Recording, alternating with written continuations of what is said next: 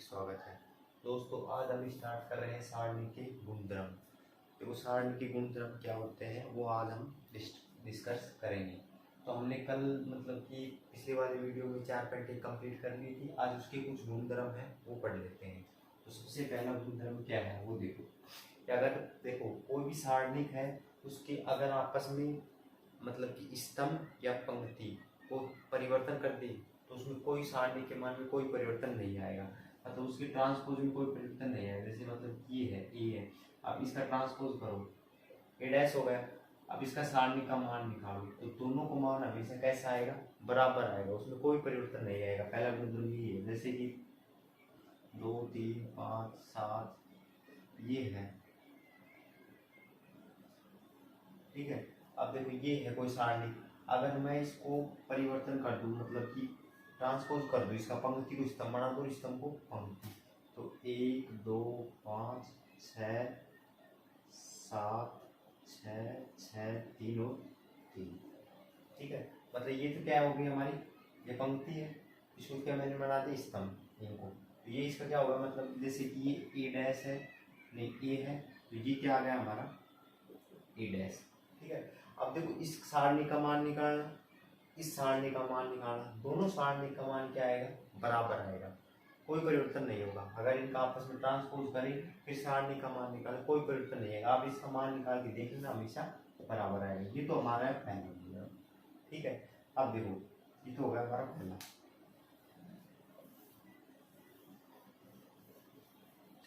अब देखो दूसरा गुणधर्म क्या है। अब देखो कोई भी है पंक्ति या स्तंभ, तो कोई भी दो पंक्ति है, जैसे कि मान लो कि ये है ये ए बी और सी, एक्स वाई जेड, और ये हो गया मतलब कि 1 2 3, ये है हमारा, ठीक है। कोई सारणी का ये मतलब कि दूसरा गुणधर्म क्या कहता है कि कोई भी जैसे ये सारणी का है, अगर मैं इसको आपस में इनको आपस में अगर चेंज कर दूं, जैसे कि ये पहला स्तंभ है, ये पहला स्तंभ है, ये दूसरा स्तंभ, इसको आपस में चेंज करो तो इसको तो यहाँ ले आओ, इसको यहाँ ले आओ, मतलब क्या होगा एक्स वाई और जेड, ए बी और सी, 1 2 3, मतलब इस स्तंभ को आपस में चेंज कर दिया या पंक्ति को आपस में चेंज कर देते हैं कोई भी दो, तो चिन्ह बदल जाता है। तो वो चिन्ह क्या होगा, जैसे प्लस है भाग तो क्या आ जाएगा माइनस, अगर यहाँ माइनस होगा तो यहाँ क्या आ जाएगा प्लस आ जाएगा। मतलब पंक्ति और स्तंभ को अगर कोई भी दो पंक्ति है या कोई भी दो स्तंभ है उसको आपस में चेंज कर दें तो चिन्ह चेंज हो जाएगा, प्लस है तो माइनस, माइनस है तो प्लस। जैसे ये है, अब ये प्लस का था तो इनको आपस में चेंज कर दिया पंक्ति वो स्तंभ को, तो स्तंभ आपस में चेंज हो गई, तो मतलब क्या ये चेंज क्या हो गया C1 C2 में चेंज हो गया, ठीक है। तो स्तंभ ये चेंज हो गया तो इसका मतलब क्या होगा, चिन्ह चेंज हो गया, मतलब प्लस है तो क्या आ गया माइनस। ये तो हमारा कौन सा हो गया दूसरा गुणधर्म। अब देखो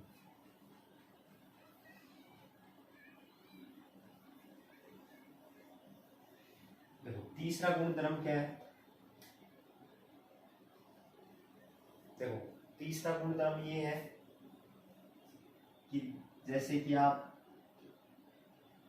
जैसे कि ये है ए बी और सी, ए बी और सी, 1 2 3, ठीक है।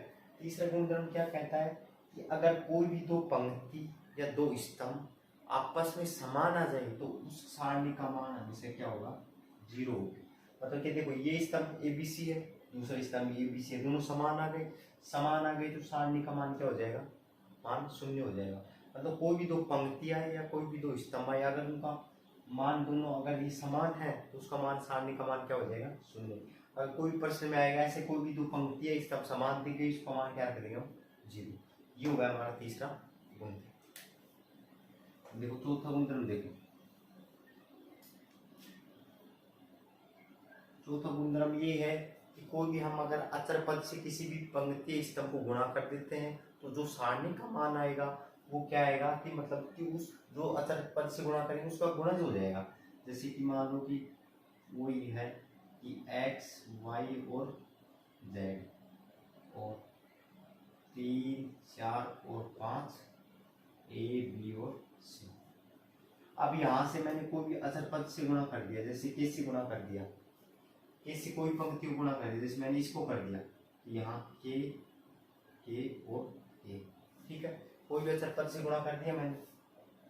अब अचर पद से मैंने गुणा कर दिया, तो अगर देखो पहले अगर जैसे मैंने बिना अचर पद से यहाँ कर दिया, कोई अचर पद से गुणा नहीं किया, जैसे नाम जैसे जो भी कोई मान आए, ठीक है, अब इसको मैंने की कोई अचर पद से गुणा कर दिया, जैसे कि के और के, ठीक है, तो जो मान जैसे सारणी का मान है, जैसे कि पहले बिना अचर पद से गुणा किया तो मान आया, जैसे कि मान लो कि 16 आया, कितना आया मान लिया 16 आ गया।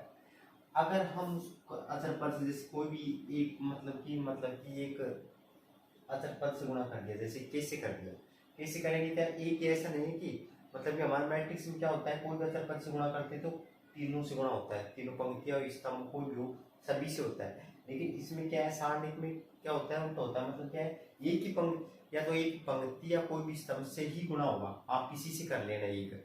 इसके है कि इससे गुणा कर सकते हैं, इससे कर सकते हैं, इससे कर सकते हैं, इससे कर सकते हैं, इससे कर सकते हैं, इससे कर, कोई भी पंक्ति स्तंभ से गुणा कर सकते हैं। जैसे कि मैंने पहले सारणी का मान निकाला, जब अचर पद से गुणा नहीं किया कितना है हमारा 16, ठीक है। अब मैंने अचर पद से गुणा कर दिया इस पहले पंक्ति को गुणा कर दिया, अब जो सारणी का मान आएगा ना वो 16 की आएगा, मतलब कि उसका जो भी अचर पद से गुणा करेंगे उसका सारणी का मान निकालेंगे उसको गुणा जाएगा, तो ये मतलब के आ जाएगा, के गुणा आ जाएगा, के 16 आ जाएगा इसका मान। अगर पहले 16 आ रहा है तो अगर अचर पद के से गुणा कर दिया सारणी का मान के 16, मतलब के गुणा हो जाएगा। ये मान कौन सा गुणधर्म हो गया, चौथा।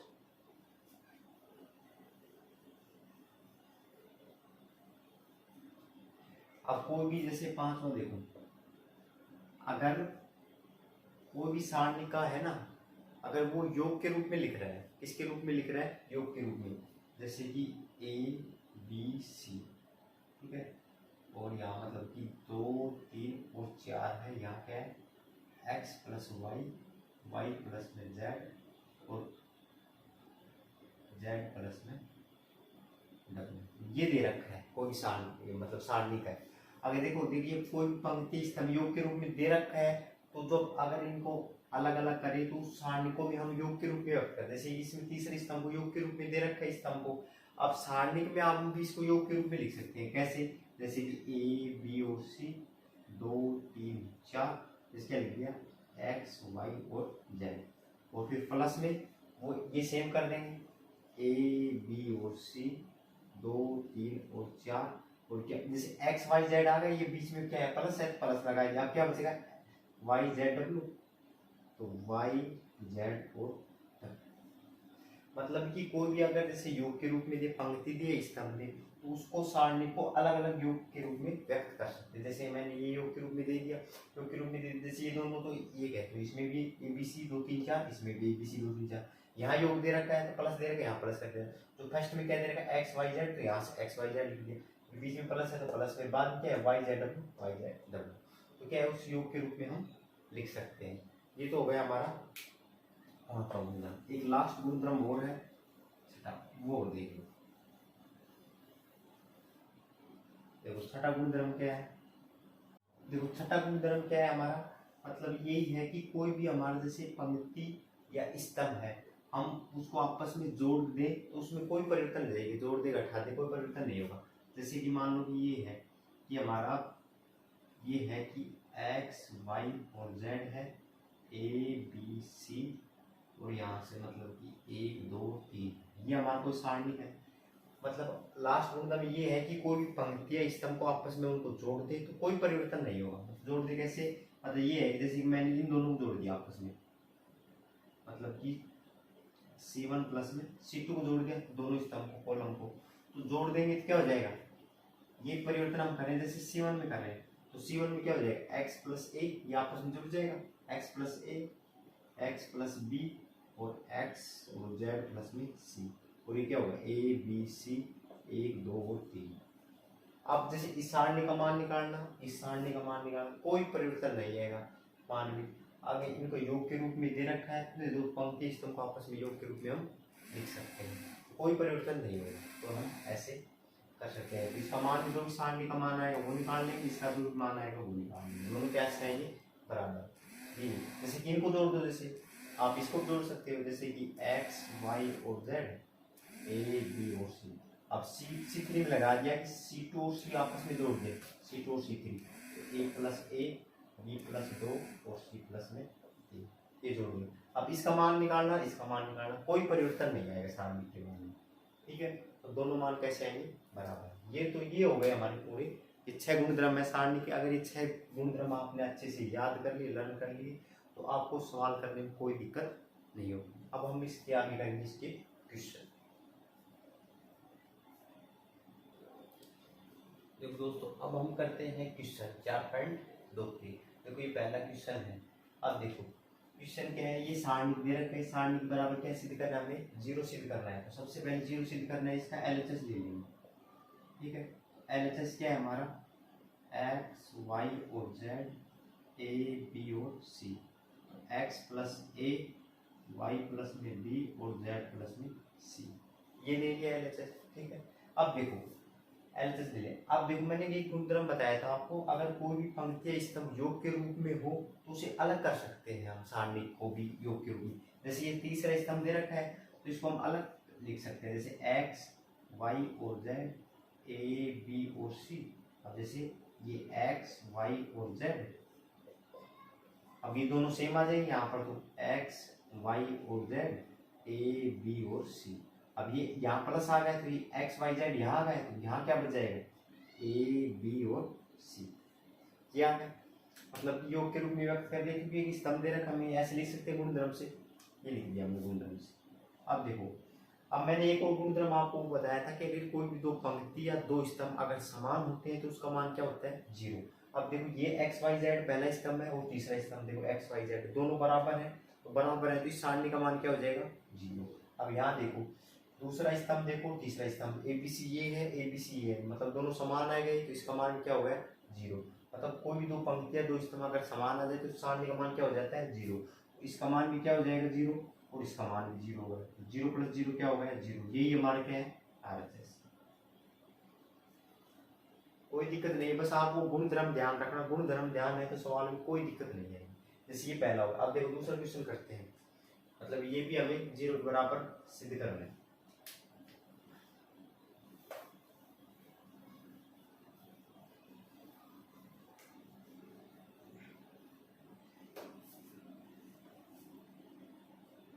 अब देखो जैसे ये इसके बराबर सिद्ध करना है दूसरे को। अब देखो इसका हम जैसे कि हम ले रहे हैं इसका एलएचएस ले लेते हैं। इसका एलएचएस क्या है हमारा, ए माइनस बी, बी माइनस सी, सी माइनस बी माइनस सी, सी माइनस ए और ए माइनस में बी। और ये क्या है, सी माइनस ए माइनस बी और बी माइनस सी। ये हो गया हमारा एलएचएस, ठीक है। अब ये एलएचएस है। अब इसके बराबर क्या है, हमें सिद्ध करना है, जीरो सिद्ध करना है, ठीक है। अब देखो मैं क्या, कोई भी है आप मैंने या तो पंक्ति या स्तंभ है, तीनों को आपस में जोड़ दूंगा। क्या कहें, मैंने क्या है, जैसे कि मैंने R1 में लगा दिया, R1 मतलब क्या हो गया, रो, ठीक है। R1 में लगा दिया, इसमें क्या कर दिया, मैंने तीनों को जोड़ दिया, R1 प्लस में R2 प्लस में R3, R1 plus R2 plus में R3, इन तीनों को जोड़ दिया। कहाँ रखना है हमें, रो 1 मतलब कॉलम वो रो फर्स्ट में यहाँ। अब देखो, अब तीनों को जोड़ो इनको, a प्लस ए मतलब कि a माइनस बी। अब पहली रो हो गई और दूसरी रो इसमें क्या जोड़ देंगे, b माइनस सी और c माइनस में a, ये जुड़ गया। अब ऐसे इसमें जोड़ो, b माइनस सी प्लस में c माइनस में a प्लस में a माइनस में b, इन तीनों को जोड़ दिए।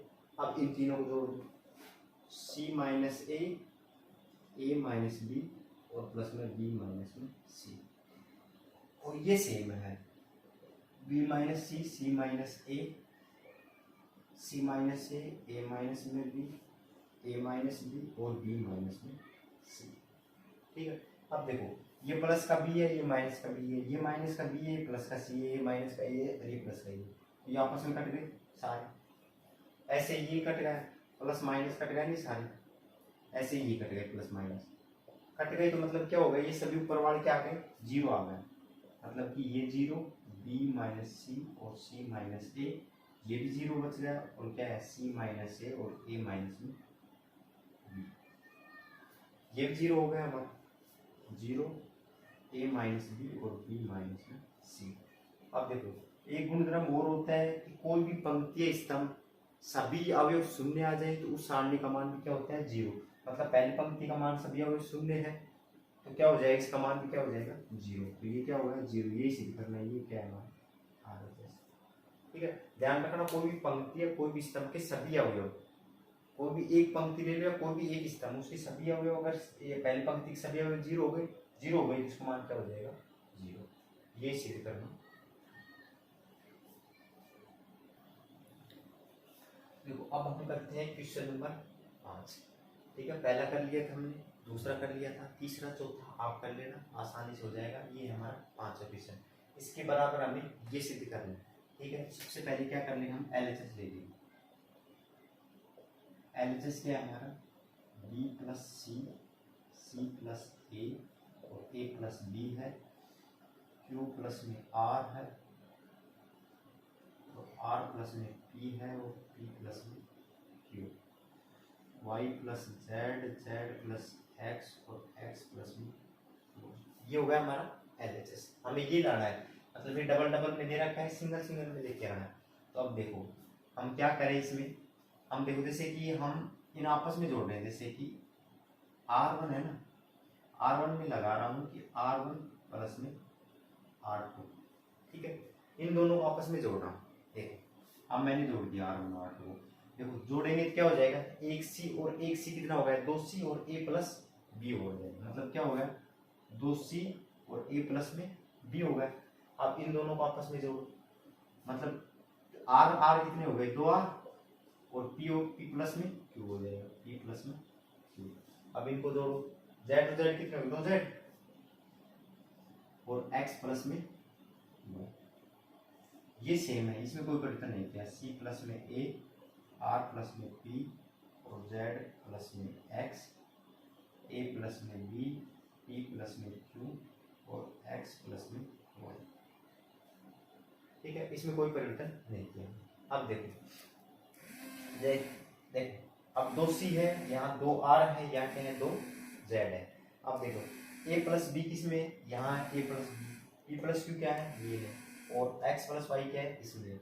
मतलब अब हम लगा रहे हैं कि इसमें से ये मतलब कि R1 में अगर मैं R3 का हटा दूँ, R1 में R3 का हटा दूँ तो ये A प्लस बी घट जाएगा, तो ये 2C बच जाएगा, ये 2R आ जाएगा, 2Z आ जाएगा, फिर 2 हम बाहर ले लेंगे, मतलब कि एक एक तो आ जाएगा। मतलब क्या है कि हमारा C R और Z, मतलब शुरुआत हो जाएगी क्वेश्चन हल होने की। तो हम क्या करते हैं कि ये कर लेते हैं कि हमने क्या संक्रिया लगाई कि R1 में लगा रहा हूँ कि R1 माइनस में R3, ठीक है, R1 में लगा रहा हूँ, R1 में कौन सा घटा रहा हूँ R3 का घटा रहा हूँ। देखो यहाँ कर लेता हूँ, अब देखो मैंने ये घटाया तो A प्लस बी घट जाएगा, इसमें क्या बच गया हमारा, यहाँ तो नहीं हो, ये यहाँ कर लेता हूँ, बी तो ये हमें सिद्ध करना है, तो मैं यहाँ इसको यहाँ लिख लेता हूँ, 2 A P X B Q Y C R Z, ये लाना है। ठीक है, ये मिटा देता हूँ। अब देखो मैंने R1 में संक्रिया लगाई, इस R1 में R3 घटा रहा हूँ, A प्लस बी घट जाएगा, तो देखो यहाँ से क्या बचेगा 2C बचेगा, यहाँ से P प्लस Q घट जाएगा 2R बच जाएगा, और यहाँ से क्या बचेगा 2Z बच जाएगा, इसमें X Y घट जाएगा तो ये बच। अब ये दोनों सेम है, R1 R2 और R3, इसमें कोई परिवर्तन नहीं किया मैंने। A प्लस में B, R प्लस में P और P प्लस में Q और Z प्लस में X, X प्लस में Y। ठीक है, अब 2 हम जैसे कि बाहर ले लेंगे इसके, तो 2 आ गया बाहर, तो क्या हो गया C प्लस में A प्लस में B, ये R बच गया, R plus P, P plus में Q और Z प्लस X और X Y। ये हो गया हमारा, मतलब 2 बार ले लिया हमने। अब देखो आप 2 बार ले लिया। अब देखो, अब मैं क्या कह रहा हूँ, जैसे कि इसमें से R2 में अगर R1 घटा दूँ, CC घटा दूँ, यहाँ भी ए मतलब सिंगल वाला पद बच जाएगा, यहाँ ए बच जाएगा, यहाँ P बच जाएगा और यहाँ क्या बच जाएगा, X बच जाएगा। हम R2 में लगा रहा हूँ संक्रिया, R2 में R1 घटा रहा हूँ, ठीक है। दूसरी रो में से फर्स्ट रो घटा दिया मैंने। अब देखो 2, इसमें से ये घटाया तो C कट जाएगा। देखो ऊपर तो ये सेम है, इसमें हमने कोई परिवर्तन नहीं किया। इसमें परिवर्तन कर रहे हैं, परिवर्तन क्या कर रहे हैं, इसमें से ये घटा रहे हैं तो ये घटाएंगे तो C से C कट जाएगा, यहाँ क्या बचेगा A, यहाँ R से R कट जाएगा, क्या बचेगा P, या Z से Z कट जाएगा, क्या बचेगा X। और ये सेम चल रहा है हमारा, A plus B, P plus में Q और X प्लस में Y, ठीक है। ये हो गया। अब दोनों आगे, अब इसको भी सिंगल बनाना है। सिंगल बनाने के क्या करेंगे, इसमें से अब देखो ये क्या है, ए बी और 3 प्लस क्यू और एक्स और वाई। अब देखो इसमें से एक्स घटा दी, इसमें सी घटा दी, इसमें सी घटा दी। अब देखो अब संक्रिया क्या लगा रहा हूं मैं, यहाँ कर लेता हूँ। अब देखो मैंने लगा दिया कि R3 में से है ना R2 घटा दी, तो यहाँ से R2 घटा देंगे तो क्या है, ए से कट जाएगा, यहाँ भी बच जाएगी। यहाँ मतलब कि इसमें से घट जाएगा, पी से पी कट जाएगा, क्यों बच जाएगा, यहाँ एक्स कट जाएगा, क्या बच जाएगा वाई। तो मैं R3 में लगा रहा हूँ संक्रिया और R3 माइनस में R2 कर रहा हूँ, ठीक है। R3 में से R2 घटा दिया, देखो बाहर 2 चल ही रहा है हमारा। मैंने ऊपर ये सेम है, C R Z A P और X। अब देखो इसमें A घटाएंगे तो क्या बच जाएगा, B बच जाएगा, यहाँ पर B बच गया हमारा। P घटा दे क्या बचेगा, Q बच जाएगा, और यहाँ से X घटा दे क्या बचेगा, ये आ गया हमारा। अब देखो प्रश्न में देखो क्या पूछ रहा है, पहले ऊपर पहली पंक्ति है A P और X आना चाहिए, A P और X हमारा दूसरा बोल रहा है, ठीक है। और ये नीचे आना चाहिए C R Z, और ये B है, ये बीच में आना चाहिए। अब मैं क्या कह रहा हूँ कि मैंने आपको बताया था कि कोई भी पंक्ति या स्तंभ आपस में अगर चेंज कर देते हैं, अगर तो चिन्ह में क्या होता है, परिवर्तन होता है। तो मैंने यहाँ पे A P X ऊपर लाना है, ये हमारा दूसरा है, मतलब फर्स्ट पंक्ति में लाना है, इसमें क्या है दूसरी पंक्ति में, इसको मैं चेंज कर रहा हूँ, मतलब कि R1 को R2 में चेंज कर रहा हूँ, मतलब कि ये तो ऊपर चला जाएगा, ये नीचे आ जाएगा। चेंज कर रहा हूँ, चिन्ह कैसा हो जाएगा, माइनस का, तो बाहर माइनस अलग जाएगा। कि कोई पंक्ति स्तंभ को अगर आपस में चेंज करते हैं तो उसका सारणी का मान में परिवर्तन होता है चिन्ह का। तो ए पी एक्स ये तो ऊपर आ गया, ए पी और एक्स, क्योंकि हमने चेंज कर दिया इनको आपस में, और सी आर और जेड, और ये ऐसे कैसे है, बी क्यू और वन,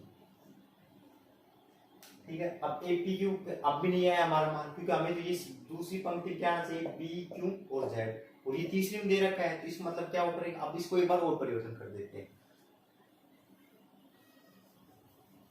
अब परिवर्तन क्या कर दिया मैंने कि R2 को और R3 को आपस में परिवर्तन कर रहा हूँ, मतलब कि R2 और R3 इसको परिवर्तन कर रहा हूँ, मतलब कि इसको तो मैंने क्या, दूसरी पंक्ति है ना, तीसरी पंक्ति है, इसको तो मैं दूसरी बना देता हूँ, दूसरी है उसको तीसरी में, ये ऊपर वाला सेम है। अब इनको आपस में चेंज करूंगा तो फिर से चेंज हो जाएगा, बाहर माइनस है तो माइनस माइनस क्या हो जाएगा, प्लस, मतलब प्लस का आ जाएगा 2। अब देखो ये तो सेम है, हमने कोई परिवर्तन नहीं किया, ए पी और एक्स, अब इनको चेंज किया है, ये ऊपर जा रहा है, मतलब कि बी क्यू और वाई, और इसको नीचे लेके आया सी आर और जेड, और जैसे चिन्ह चेंज हो गया, बाहर माइनस है, चिन्ह चेंज हो, माइनस माइनस क्या हुआ, आपस में प्लस हो गया, क्या है प्लस। अब देखो हमें यही सिद्ध करना था कि A P X B Q Y और सी आर जेड, यही सिद्ध करना था, ये आ गया हमारा।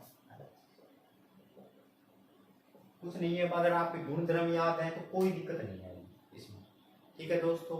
अगर आपको हमारा वीडियो पसंद आए तो लाइक करें, शेयर करें, सब्सक्राइब करें। थैंक यू, धन्यवाद।